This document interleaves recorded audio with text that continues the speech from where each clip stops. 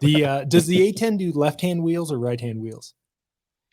We right now are a right-hand wheel community. It used to be left-hand, but then again, a bunch of smart guys doped out. Hey, we should put the targeting pod on the right side because like if the left engine seizes and this and that happens, blah blah blah, they'll go out of control. So they started putting the pod on the right side. Yeah, started putting on the right side about 10 years ago. That's what we did.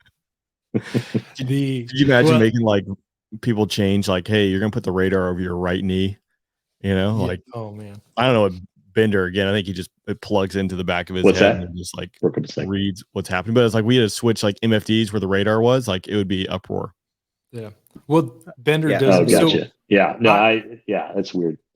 I just assumed everybody did right-hand wheels because A-10's do right-hand wheels, F-16's do right-hand wheels, and then I was like, Hornets and Strike Eagles do left-hand wheels, is my understanding. Somebody will fact check that. Well, so that's the problem with the Strike Eagle that we found it. That's the root cause. Makes sense now. I think I believe lost all they your do Strike Eagle listeners. Dang it! Sorry. Oh God. Well, Love the Strike Eagle. Rain started it. I had to say it. Satan didn't say it. He was going to say it, but it had to be said.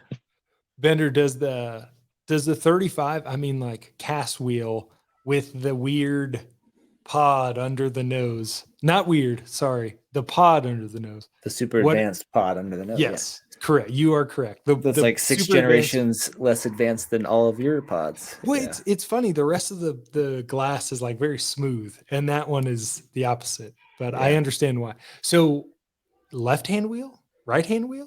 We are ambidextrous as far as wheels go. So just like, we're hanging out with Hornets today, we'll do left-hand wheels. We're Vipers today, we'll go right-hand wheel. Yeah, and we'll miss whatever we're trying to hit on either left-hand wheels or right-hand wheels. Yeah, it's pretty tough. Like I haven't done a whole lot of CAS. We will wheel it up if we're gonna do like high angle strafe and stuff, and then you just kind of make it happen, which is fun. But we don't do BSA and stuff, which is tragic because that's a fun mission. So we don't spend a lot of time doing that. I'm trying to think if it's just it's just not made to. And if I spent a lot of time doing it, I could probably figure it out. But in the F-16, it was like great. You had the HSI and you did have whatever arrow pointed at the thing, and it gave you like your miles away. So you always knew where you were in relation to the target. In the F-35, like it's just not. It's a lot of effort to try to get that kind of information.